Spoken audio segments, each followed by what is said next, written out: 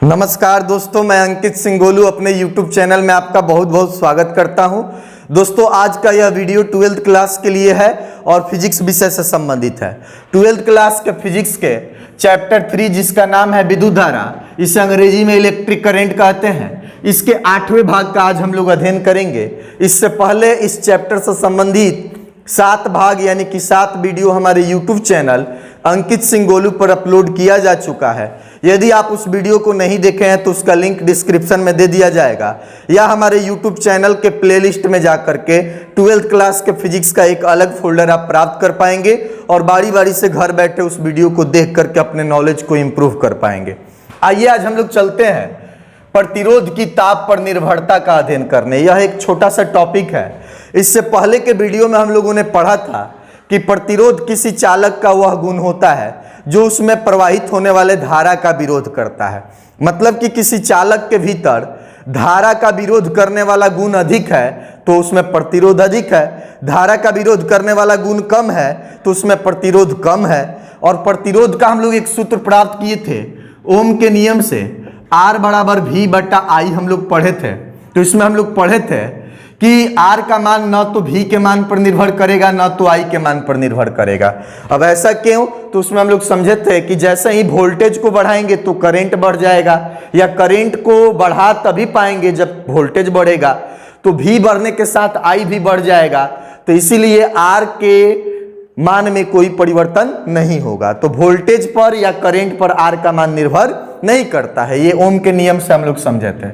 दूसरा हम लोग पढ़े थे R बराबर रो L बाई A। इसका मतलब ये हुआ कि R यानी कि जो रेजिस्टेंस होता है, प्रतिरोध होता है, वो चालक के लंबाई के समानुपाती होता है। किसी चालक का, किसी तार का लंबाई जितना अधिक होगा उसका प्रतिरोध, मतलब कि धारा को रोकने वाला गुण, धारा को कम करने वाला गुण उसमें अधिक होगा। उसका वजह अभी हम लोग समझे थे। दूसरा, प्रतिरोध जो होता है अनुप्रस्थ काट के क्षेत्रफल के व्युत्क्रमानुपाती होता है, व्युत्क्रम होता है। मतलब कि अनुप्रस्थ काट का क्षेत्रफल बढ़ेगा तो प्रतिरोध घटेगा। उसके वजह को भी हम लोग पिछले वीडियो में समझे थे, तो ये चीजें तो हम लोग समझ गए। तो प्रतिरोध की जो निर्भरता होती है वो चालक के तार की लंबाई पर भी होती है और अनुप्रस्थ काट के क्षेत्रफल पर भी होती है। तो इस दो बिंदु को हम लोग समझ लिए थे। आज चालक के ताप पर प्रतिरोध किस प्रकार से डिपेंड करेगा इसको हम लोग समझेंगे, यानी कि प्रतिरोध की ताप पर निर्भरता। मान लीजिए कि प्रारंभ में ताप जो था T0 था, उस समय किसी चालक का प्रतिरोध R0 था। आपको समझाने के लिए हम इधर बता देते हैं। मान के चलिए कि 30 डिग्री सेल्सियस शुरू में तापमान था। इस ताप को हम लोग मान लिए T0। उस समय प्रतिरोध का मान था 5 ओम। इस प्रतिरोध को मान लिया गया R0। अब जब ताप को बढ़ा करके कितना कर दिया गया? T कर दिया गया। तो मान के चलिए ताप बढ़ा करके हम 30 से 40 डिग्री सेल्सियस कर दिए। अब इस ताप को हम T मान लिए। तो प्रतिरोध जो है ताप बढ़ाने के बाद कितना हो गया? RT हो गया। तो उसके बाद से जो प्रतिरोध है वो RT हो गया। इतना टेम्परेचर पर प्रतिरोध RT हो गया। अब ये प्रतिरोध का मान जितना होगा यहां लिख देंगे। 5 ओम हुआ तो 5 ओम, 10 ओम हुआ तो 10 ओम, 20 ओम हुआ तो 20 ओम। लेकिन यही तो हम लोग सीखेंगे कि जो प्रारंभ में ताप था, जितना भी था, कुछ भी हो सकता है, तो उस समय चालक का एक प्रतिरोध था। लेकिन जब ताप को बढ़ा दिया जाएगा तो भी कुछ ना कुछ प्रतिरोध होगा। अब वो प्रतिरोध पहले से बढ़ जाएगा, घट जाएगा, क्या होगा उसी के संबंध में हम लोग जानकारी प्राप्त करेंगे। तो देखिए यहां पर इसी चीज को हम लोग अर्थात करके लिख दिए कि T0 जब ताप था तो प्रतिरोध था R0। मतलब शुरू में तापमान को T0 माने हैं तो शुरुआत के प्रतिरोध को R0 माने हैं। अब कहा जा रहा है कि ताप बढ़कर कितना हो गया? T हो गया। तो ताप बढ़ करके T हो गया। जैसे 30 था तो 10 बढ़ करके 40 हो गया। तो हो कितना गया? 40। तो जितना हो गया उसको T मान लिए बाद में। तो ताप बढ़ के जितना हो गया T, तो प्रतिरोध बढ़ करके जितना हो गया उसको RT, या परिवर्तित होके जितना हो गया उसको RT मान लिए। इतना तो आप समझ गए कि जब T0 ताप था तो प्रतिरोध R0, ताप जब बढ़ के T हो गया तो प्रतिरोध RT हो गया। अब ये बढ़ा कि घटा अभी हम इसके बारे में नहीं बता रहे हैं, क्योंकि वही तो हम लोग पढ़ रहे हैं कि किस प्रकार से निर्भर है, बढ़ने पर बढ़ेगा कि बढ़ने पर घटेगा। अब देखिए, अतः प्रतिरोध में परिवर्तन जो डेल्टा R होगा, प्रतिरोध में जितना परिवर्तन होगा उसको मान लिए RT माइनस R0। परिवर्तन का मतलब हो गया बदलाव। अब पहले मान के चलिए कि 5 ओम था और बाद में 10 ओम हो जाए, तो बाद वाले में से पहले वाले को घटा लेंगे, 10 में से 5 को घटा लेंगे तो कितना का परिवर्तन हुआ ये पता चल जाएगा। या पहले था मान के चलिए कि 10 ओम, अब बाद में हो गया 5 ओम, तो बाद में 5 ओम अब पहले 10 ओम घटाएंगे तो -5, यानी कि 5 घट गया। तो वही चीजें यहां पर दिखाया गया है। परिवर्तन दिखाने के लिए बाद वाले में से पहले वाले को घटा लेना है। तो बाद का प्रतिरोध RT है और शुरुआत का प्रतिरोध R0 है। T ताप पर RT, जब T0 ताप था तो उसको R0 माने हैं।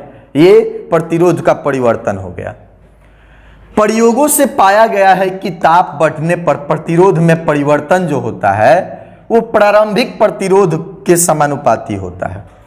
प्रैक्टिकल से, प्रयोग से ऐसा पाया गया है कि अगर कोई चालक है, मान के चले कि ये एल्युमिनियम का तार है, तो इस चालक का प्रतिरोध जो होता है, ताप जब हम बढ़ाएंगे तो ताप बढ़ाने पर प्रतिरोध जो होता है प्रारंभिक प्रतिरोध पर निर्भर करता है। अब ये सुनने में थोड़ा सा अलग आपको लग रहा है, लेकिन इसको प्रयोग से जब हम आपको बता देंगे तब आपके समझ में आसानी से आ जाएगा। ये चीजें तो समझाने के लिए था, इसको हम मिटा देते हैं और उसके बाद से समझाते हैं।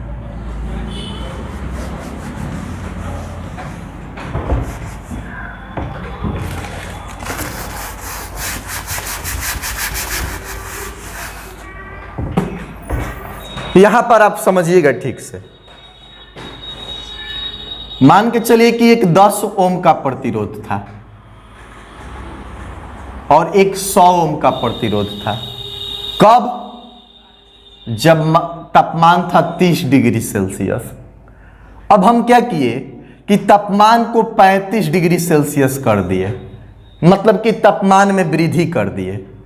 तो ये बढ़ के हो गया 15 ओम और ये बढ़ के हो गया 130 ओम।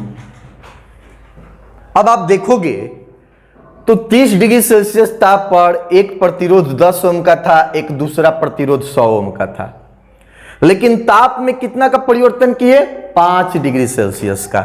तो 5 डिग्री सेल्सियस का परिवर्तन करने से 10 वाला 15 हो गया और 100 वाला 130 हो गया।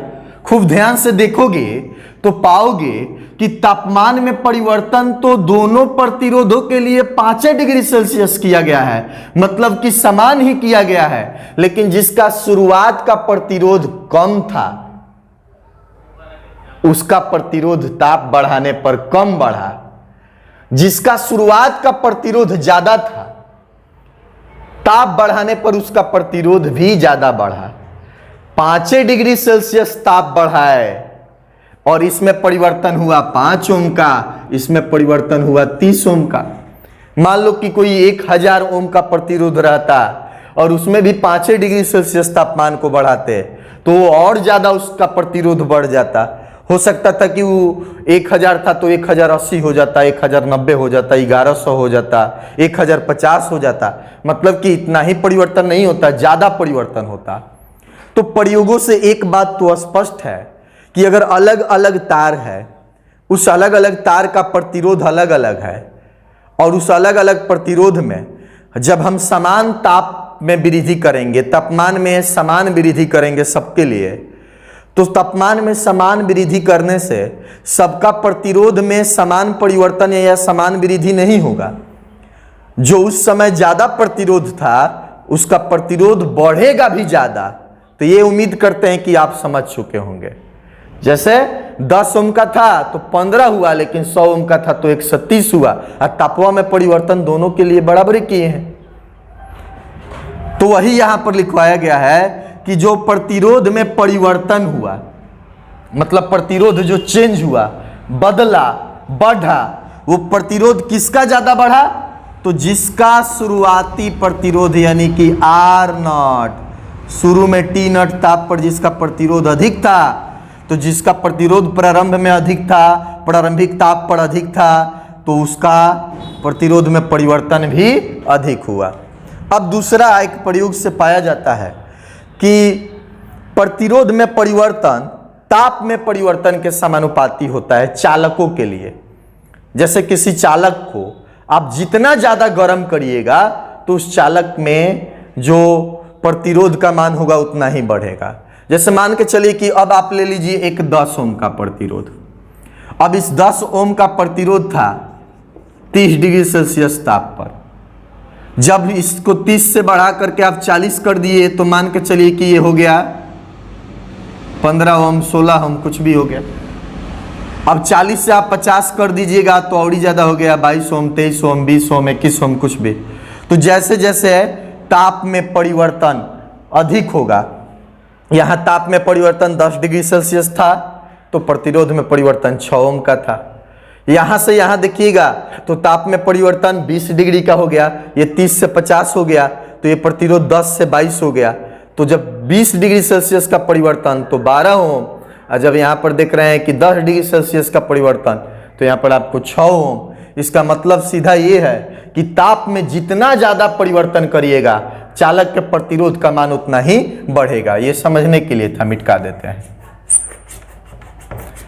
तो यहां से दो चीजें क्लियर हो गया कि एक, किसी भी चालक में ताप जब बढ़ाएंगे तो ताप बढ़ाने के बाद जो प्रतिरोध बढ़ेगा उसका मान एक तो प्रारंभिक प्रतिरोध पर निर्भर करेगा, शुरुआत में जिसका ज्यादा होगा उसमें प्रतिरोध का परिवर्तन भी अधिक होगा, और दूसरा तापमान जितना ज्यादा चेंज करेंगे प्रतिरोध उतना ही ज्यादा बदलेगा। अब ये दोनों समीकरण को जब हम आपस में मिलाएंगे तो आप देख सकते हैं डेल्टा आर समानुपाती समानुपाती, ये आर नॉट भी समानुपाती था और ये डेल्टा टी यानी कि तापमान में परिवर्तन भी समानुपाती था।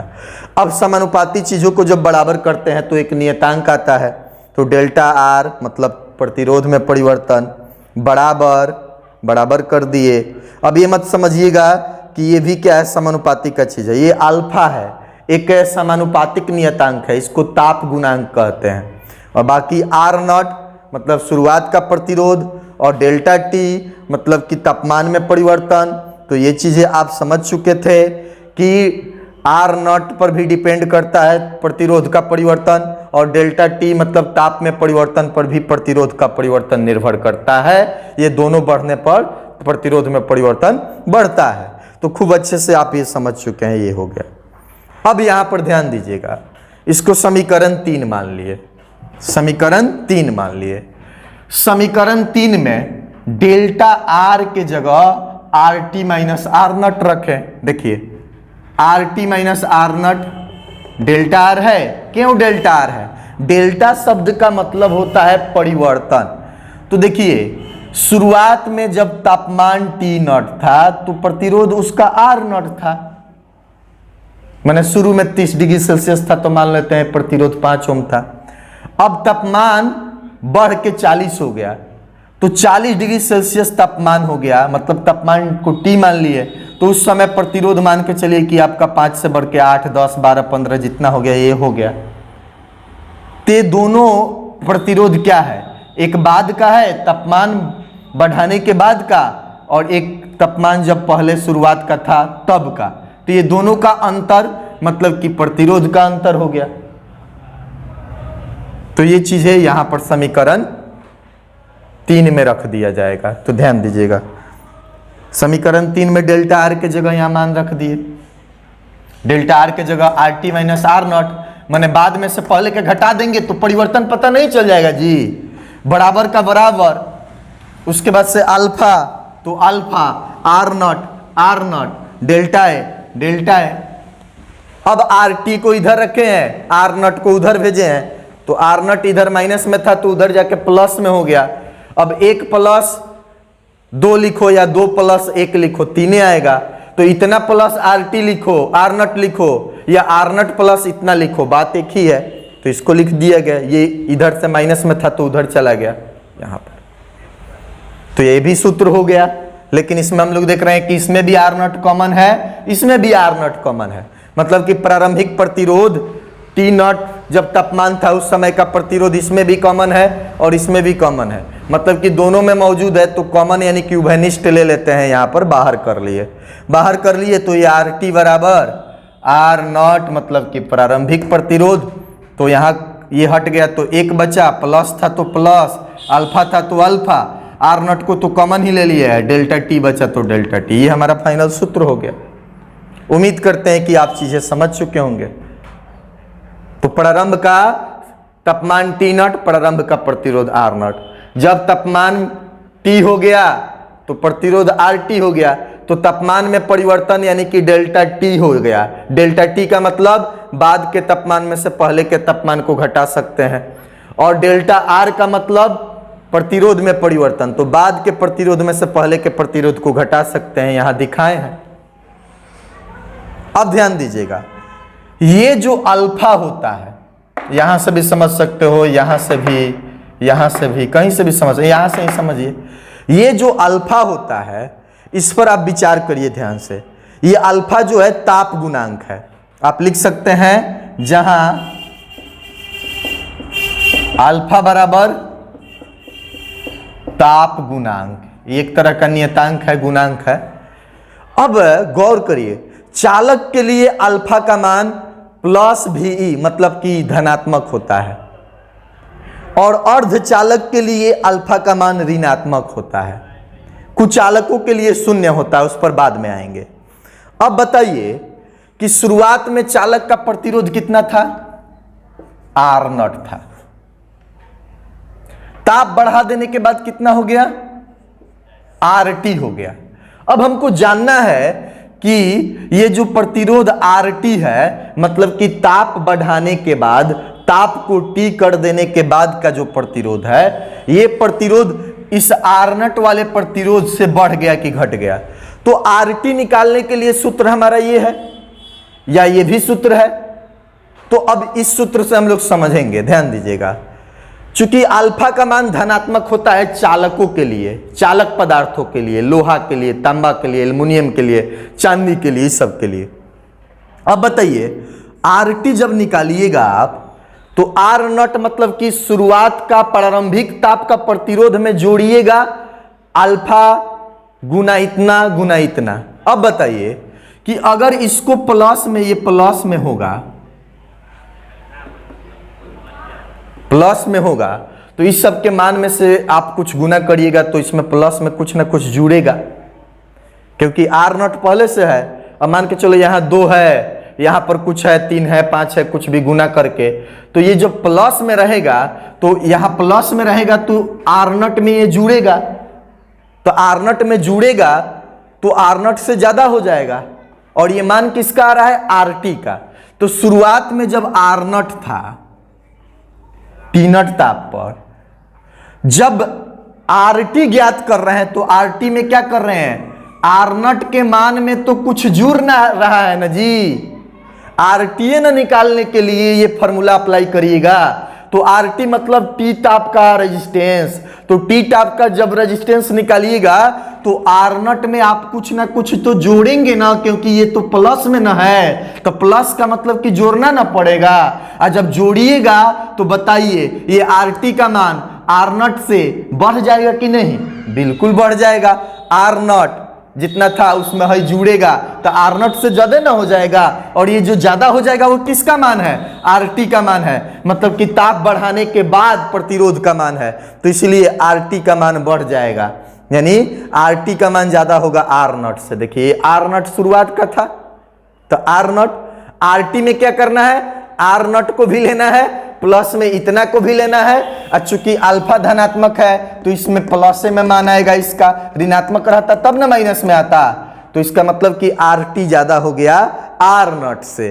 तो ये ज्यादा हो गया मतलब बाद का प्रतिरोध, तापमान बढ़ाने के बाद का प्रतिरोध बढ़ जाता है चालक का। तो याद रखिएगा, ताप बढ़ाने पर चालक का प्रतिरोध बढ़ जाएगा। देख लो, ताप बढ़ाने के बाद क्या हुआ? आर टी मतलब ताप बढ़ाने के बाद का प्रतिरोध शुरुआती ताप के प्रतिरोध से अधिक है, इधर टोटी है तो छोटी है, इधर बड़ा है। इतना डीप में बता दिए, उम्मीद करते हैं समझे होंगे। अब देखिए, अर्धचालकों के लिए अल्फा का मान माइनस भी मतलब कि ऋणात्मक होता है, बगल में आप ऋणात्मक भी लिख सकते थे। अब बताइए कि शुरुआत में किसी अर्धचालक का प्रतिरोध है R0 और बाद में है RT। RT निकालने के लिए यहां पर फॉर्मूला है कि R0 के मान में कुछ जोड़ना है। तो जब R0 के मान में मान के चलिए यहां 5 है यहां 2 है, तो 5 दूना का 10, और ये अल्फा का मान के चलिए कि 2 है। लेकिन अल्फा का मान माइनस में होता है अर्धचालकों के लिए, तो माइनस में होगा तो ये 10 तो हो गया था, 5 दूना का 10, ये 2 है 3 है कुछ भी है, तो माइनस में होगा। तो माइनस में होगा तो ये पूरा गुना करके माइनस में हो जाएगा, तो यहां माइनस करना पड़ेगा, यानी कि टी ताप पर रेजिस्टेंस निकालने के लिए R0 में से कुछ घटाना पड़ेगा। तो जो टी ताप का रेजिस्टेंस होगा वो R0 में से कुछ घटाइएगा तो वो R0 से कम आएगा, मतलब कि R0 से RT का मान कम हो जाएगा। तो वही RT का मान इधर कम है, तो T R0 का मान अधिक है। तो क्या पाए आप कि अगर ताप बढ़ा दीजिएगा तो ताप बढ़ने के बाद का जो प्रतिरोध RT होगा ये कम होगा, मतलब कि घट जाएगा। उम्मीद करते हैं कि ये चीजें आप समझ चुके होंगे। तो याद रखेंगे, ऑब्जेक्टिव में भी प्रश्न आता है कि ताप बढ़ाने पर चालक का प्रतिरोध तो बढ़ेगा और ताप बढ़ाने पर अर्धचालक का प्रतिरोध तो आप याद रखिएगा घटेगा।